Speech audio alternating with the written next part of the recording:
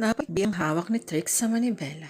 Bawat hikbi ni Irene ay tila punyal na itinatarak sa dibdib niya. Nang hindi makatisa, inihinto niya ang sasakyan at niyakap niya ito. Nais niyang sabihin na magiging maayos lang ang lahat, pero sa iyong kasinungalingan. Dahil paano magiging maayos ang lahat gayong nalaman itong malapit nang mamatay ang ama nitong sa loob ng 2 taon ay kinamuhian ito. Batid niya kung gaano ito kalapit noon sa ama nito. Daddy's girl kasi ito.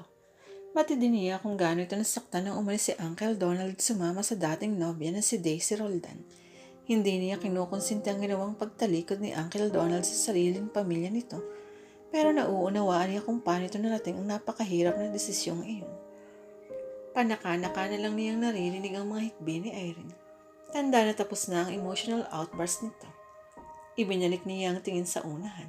Nakita niya ang parating na sasakyan ng Kuya Evan niya. Patungo ang sasakyan nito sa direksyong pinanggalingan nila ni Irene, kaya natitiyak niyang ihahatid na nito pauwi si Ursula, ang dalagang anak sa unang asawa ni Daisy Roldan. Tandang-tanda pa niya nang makita nila ang kuya niya at si Ursula sa isang convenience store sa kabilang bayan. Base sa sutas ng dalawa ay pareho sila ni Lab nang naging konklusyon. May lihim na relasyon ng dalawa. Tuwang-tuwa ang nobyo niya sa nakita, pero siya ay pigil ang sariling sugurin at pitsirahan ng nakatatandang kapatid. Kasalukuyan nang lumalaban si Irene sa beauty contest sa eskwelahan nito, pero nasa ng nobyo nito. Kasama ang anak na babae ng mismong babaeng sumira sa pamilya nito. Trick, what will... Bago patuloy ang umangat ang ulo ni Irene mula sa pagkakasubsob sa kanyang dibdib, ay inangkinan niya ang mga labi nito. Malapit nang tumapat sa sasakyan niya ang sasakyan ng kapatid niya. Ayaw niyang makita yon ni Irene. Hinawakan niya ang mga pisngi nito para hindi ito makawala mula sa paghalik niya. Ang inisyal na intensyon niya ay mapigilan lang itong makita ang kapatid niya na may kasamang ibang babae, pero habang inaangkay niya ang mga labi nito, ay nakalimutan na niya yun. Marami na siyang nahagkang mga babae, pero bukod tanging ang mga labi ni Irene ang nagustuhan niya. He kissed her softly, tenderly, and still full of all his pent-up passion. Pakiramdam niya ay makakaya niyang halikan nito habang buhay at hindi siya magsasawa o mapapagod. Ibang-ibang pakiramdam niya habang hinahalikan nito, kaya nahikayat siya na lalong lalima at patagalin ang halik. Pero laking gulat niya nang lumayo ito at gawaran silang matunog na sampal sa pisngi. Papasok sa gate ng bahay ni na Ivan si Irene nung makasalubong niya si Trick. Hindi niya alam kung paano iwas ang gagawin niya. Sinadya niyang tumigil sa paglalakad upang hindi sila magkalapit sa paglabas nito sa pedestrian gate. Ngunit tila na nadyang tumigil din ito. Ngitian si nito at tinignan ng makahulugan. 1 linggo na ang lumipas mula nang dalhin nito sa bahay ng papa niya at walang sabi-sabing halikan siya. Hindi niya aaminin kahit kanino, pero sa loob ng ilang sandaling magkahugpong ang mga labi niya ay nakaramdam siya ng kakaibing init na gumuhit sa sentro ng kanyang dibdib. Kaya nga halos bumuo ng palad niya sa pisngi nito sa lakas ng pagsampal niya rito. May kasama kasi yung galit hindi lang sa kapangasan nito, kundi galit maging sa sarili niya. Hindi man niya ginusto ang halik na yun ay naapektuhan pa rin siya. Para sa kanya ay halos katumbas na rin yun ng pagtataksil kay Ivan. Dahil doon ay iniwasan muna ang kanyang nobya. Dahil abala talaga siya sa eskwelahan ay hindi ito nagduda kung bakit tumanggi siya nang yayain siya nitong i-celebrate nilang pagkapanalo niya bilang Miss SPC. Sinabi lang niya na sa susunod na weekend na lang nila gawin iyon. Bukod doon, kailangan din niyang limigin na sa isip ang rason sa likod ng paghahalik sa kanya ni Trick, kayong kailanman ay hindi nito ipinakitang babae ang tingin nito sa kanya. Most of the time they were enemies and he had never shown that he was evenly mildly attracted to her. Sa katunayan, ang tanongin niya kung bakit siya hinalik nito ay nagkibit lang ito ng balikat. Subalit nang nagdaang gabi ay nabuo sa isip niya ang posibleng dahilan nito. Matagal na niyang alam na nai-insecure ito sa atensyon at pagmamahal ng mga magulang nito. Halatang halata naman kasi na si Ivan ang paborito ng mga magulang ng mga ito. Ngunit ang gantihan nito ang kapatid sa pamamagitan ng pang-aagaw sa kanya ay Paul Farr sa kanya. Hindi siya papayag na saktan ito si Ivan o sirahin ito ang relasyon nila. Kahit ilang gabi rin siyang hindi pinatulog ng halik ni Trick, hindi yun sapat para tuluyan siyang magpatihulog sa bitag nito. Natural lang na makadama siya ng ganun dahil eksperto ito sa mga kahinaan ng babae. Ngunit physical na reaksyon lang iyon. It was nothing compared to what she felt for Ivan. She didn't even like him all that much. Itinaas niya ang kanyang noo at sinalubong naghahamong tingin si Trick. Ngumiti ito, tila naaaliw sa inakto niya. Humakbang ito palapit sa kanya. Palakas ang pagkabok ng kanyang dibdib, pero sinika pa rin niyang huwag mag-iwas ng tingin. Hindi niya dapat ipakita ang apektado siya sa presensya nito, kung hindi ay iisipin itong nagtagumpay itong sirayan sila ni Ivan. Isang hakbang pa nito at tuloy na magdidikit ang mga noon nila, pero kasabay ng pangungutsang pagsaludi nito ay nag-iba ito ng direksyon at nilampasan siya. Pinagtawanan pa nito ang magkahalong gulat at dismayang bumukas sa mukha niya. Patrick, naiinis na tawag niya rito. Huminto ito at nilingan siya. Nakataas ang isang kilay nito. Kung iniisip mong sirain ang relasyon namin ni Ivan, mag-isip-isip ka. Nasabi ko na sa kanya ang ginawa mo kaya hindi mo ko pwedeng i-blackmail tungkol doon. Pagsisinungaling niya. Wala siyang sinasabing anuman kay Ivan. Paano niya gagawin yun? Alam namang sabihin niya rito, no? Hey Ivan, hinilikan ako ng kapatid mo at nagustuhan ko yun. Don't worry, sinampal ko naman siya pagkatapos kaya walang problema. Baka kapag ginawa niya ay lalo pati ang pagmula ng gulo. Mabusit sana kung si Trick lang ang madedehado kung sakaling magsuntukan ng mga ito pero hindi. Natitiyak ang buglang ni Trick si Ivan dahil masanay itong makapagsuntukan. Lapitin kasi ito ng gulo dahil sa pagiging suplado nito. Iniisip ng ibang tao na mayabang ito. Paranoid ka talaga kahit kailan, Erin. Bakit kita ibablackmailin? Nakalimutan ko na nga ang tungkol doon eh. Pinaalala mo lang ngayon. Baka gusto mo lang ulitin ko. You just have to say so, you know. Anitong ikiniling pa ang ulo at ngumiti ng pilyo. Ang kapal mo. Girlfriend ako ng kuya mo, hindi ka na nahiya. Pasik na sabi niya. Nagkibit balikat ito. Chill out, Irene. Masyado mong pinalalaki ang isyo. It doesn't mean anything. Gusto ko lang aluin ka noon dahil ayaw mong tumigil sa pagmumuyoy. Call it an act of mercy. Pasipol-sipol na tinalikuran siya nito. Malayo na ito nang makabawi siya sa kabiglaan sa mga sinabi nito. Hinalikan lang siya nito dahil naawa ito sa pag-iyak niya. Nanggigigil na napapadyak siya. Sana ay hindi lang niya ito sinampal ng gabing iyon. Sana ay tinuod niya ito. Act of mercy. Ano ako, charity case? Naghintay siya rin sa sala nang sabihin ni Tita Doris na tatawagan ito si Ivan. Erin, ba't nandito ka? May nalimutan ka ba sa lakad natin? Tanong nang pumasok sa living room.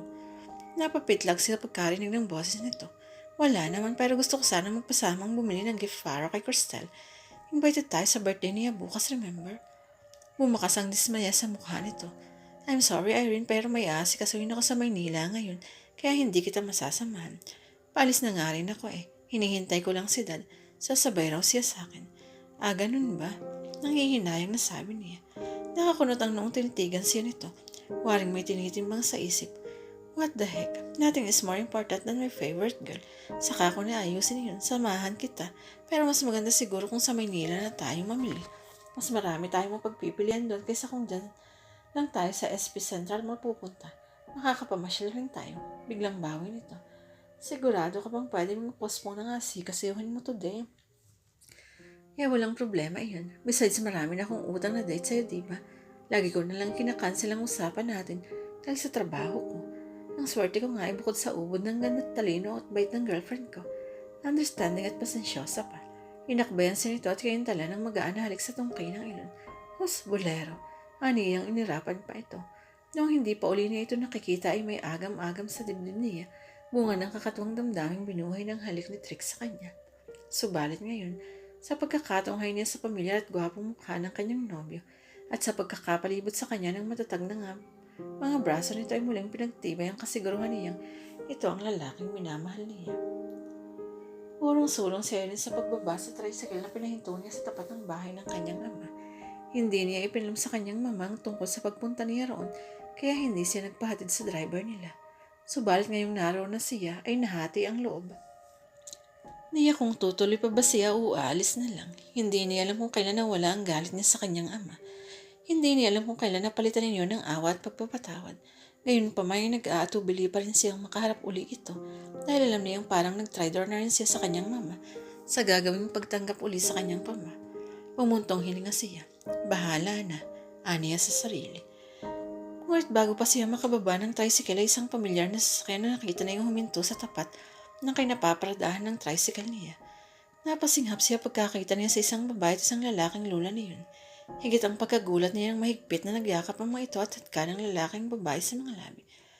Ivan, galit na sigaw niya. Mabilis siyang bumaba ng tricycle. Hindi niya kung sino kina Ivan at sa babaeng mas nagulat. Hindi may pagkakailang pagkataranta at guilt na bumuka sa mukha ng kanyang nobyo, kaya anumang sapantahan niya tungkol dito ay sa babae ay walang dudang tama. Mas pinatunayan pa nito, iyon ang sa halip na magtangkang magpaliwanag ay tumanggi, ay tinanggap lang nito ang pagdapo ng palad niya sa pising nito. Manloloko, ang sabi mo may meeting ka sa Maynila. Ang sama-sama mo, ilan pang meeting sa Maynila ang pulos-palusot mo lang para makipagkita ka sa kanya. Paano mo nagawa sa akin to? Nanginginig ang buong katawan niya sa galit. Hindi niya malaman kung alin ang uunahin. Sumbatan ito, saktan ito, o magulhol sa harap nito sa tindi ng sakit na tila pumipila sa puso niya. Ay rin hindi. Sinubukan itong hawakan siya pero pumiksa siya at umatras palayo rito. Pwede ba, Ivan? Sabihin mo na kasi sa kanyang totoo. Nagsasawa na rin ako magpatago-tago tayo sa pamilya mo. O joke dito ng babae bago lumungan sa kanya. Ako si Ursula. Bago mo ako sa mga agaw, sasabihin ko na sa iyo mas nauna akong naging nobya ni Ivan kaysa sa iyo. Hindi lang niya ako may pakilala sa pamilya niya dahil galit sila sa mama ko. Alam mo ba kung bakit? Dahil ang mama ko. Ursula, damit pumasok ka na sa loob. Galit na putol ni Ivan sa pagsasalita ng babae. Ayoko, gusto kong matapos ng pagtatago natin ito. Naniningkit ang mga matang tumingin sa kanya si Ursula. Nilagawan ka niya para itago ang relasyon namin. Gusto ko kasi ng pamilya niya para sa kanya habang ako hindi nila matanggap. Sa tono at talim ng tingin nito ay parang siya pa ang inaakusahan at sinisisi nito gayong siya ang niloko. Ginamit at sinakta ng mga ito. Ursula anak, ano bang? Natigilan ng kanyang papa nang biglang sumulpot ang gate. Kasama ito ang kinakasama ito. Kapwa napatda mga ito nang magtama ang mga mata nila. Sa isang iglap ay naging malinaw ang lahat sa kanya. Anak si Ursula ng kinakasama ng ama niya. Kaya pala nasisiguro ni Ivan na hindi ito matatanggap ni na Tita Doris. Out of loyalty to her mother. Hindi nga kailanman sasang-ayon si na Tita Doris ang relasyon ni Ivan dito. Ngunit paano siya? Wala ba ni katiting na nararamdaman si Ivan para sa kanya kaya nagawa siya nitong gamitin? Tinalikuran niya ang mga ito. Mabilis na lumulan siya ng tricycle. Hindi na siya tinangkang pigilan ito kahit pa namata niya ang pagkilis na nito para bang ito ang balak gawin. Marahil nabasa nito sa mukha niya ang kawalan ng kapatawaran sa ginawa nito. Damit. Napamura si Trick na hindi niya nasalo ang plastic bag na suka ni Irene. Kumala tuloy yun sa sahig ng upo ng backseat ng kotse niya kung saan ay nakabulagta ito. Tinawagan siya ni Cristel. Sinabi nito sa nundoin niya si Irene dahil iyon daw ang sabi ni Irene bago tuluyang mawala ng malay. Noong una ay labis ang pag-aalala niya sa pag-akalang may masamang nangyari dito. Nakakahinga siya ng maluwag ng pagdating niya sa bahay ni Cristel ay malaman niyang dahil pala sa kalasingan kaya hindi nakagulapay si Irene. Ngaling-aling alugin niya ito ng maras. Inis na isis pa man din siya sa mga babaeng umiinom at nagpapakalasing. Pagkatapos ay hindi naman pala kayang dalhin ng sarili. Mas marami kasing pwedeng mangyaring masama sa babaeng lasing kaysa sa lalaking lasing. Tanging ang kaalamang hindi naman talaga ito. Madalas uminom ang pumigil sa kanya para pagalitan ito. Ayon kay Cristel, sinabi rito niya rin nang galing ito sa bahay ng ama nito. Pero hindi naman daw ito nagbanggit kung ano ang nangyari doon. Basta panay daw ang iyak nito at nagpumilit pang mag-inuman ng mga ito. Trik ang sakit ng ulo ko. Paungulan sabi nito. Bumiling ito ng higa na muntik nang ikahulog nito mula sa upuan. Kung hindi sa maagap na pigil niya sa ulo nito ay sumusob na ito sa parte ng upo ang may suka nito. Well it should. Lalasing-lasing ka tapos hindi mo naman pala kaya. Ano ba ang nangyari sa'yo? Bakit pinagtripan mo ang alak? Inayos na ang pagkakahiga nito. Wala naman. Nakita ko lang si Ivan saka yung... sino nga ba yung kalaban ni Little Mermaid sa pugita? Basta yung pugita na yun, nakita ko siyang hinalika ni Ivan. Wala palang tayo si Ivan, no? Pumatol siya sa pugita. Yak! Humagikik ito pero agad din itong napalitan ng paghuymoy at pagdaing ng pananakit ng ulo. Nakakunot ang nung napatitig siya rito. Nakapikit ito na mumula ang mukha. Alam na ba nito ang panlolokong ginagawa rito ng kapatid niya? Nanlisik ang mga mata niya habang pinakikinggan ang iba pang kwento nito. Ang buong akala niya ay fling-fling lang ni Ivan si Ursula. Nanatokso lang ito sa babae dahil talaga namang makatululaway ang kaseksahan niyon. Naniwala siyang mahal talaga ng kapatid niya si Irene pero hindi lang nito matanggihan ang tuksong lumapit dito. Kaya nga mas pinili niyang mahimik kaysa makialam. Pero nasa nalaman niya ngayon, mo nag-aalim po yung bagyo at galit ang dibdib niya patungkol sa kapatid. Trick, dyan ka pa ba? Oo, matipid na tugon niya. Pinahid niya ng wet wipes ang mukha at leeg nito.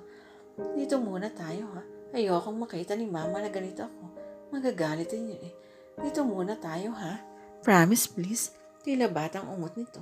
Pinisil pa nito ang kamay niya. Oo, dito lang muna tayo. Heto, bumili ako ng kape sa McDonald's. Inumin mo muna para mahimasmasan ka.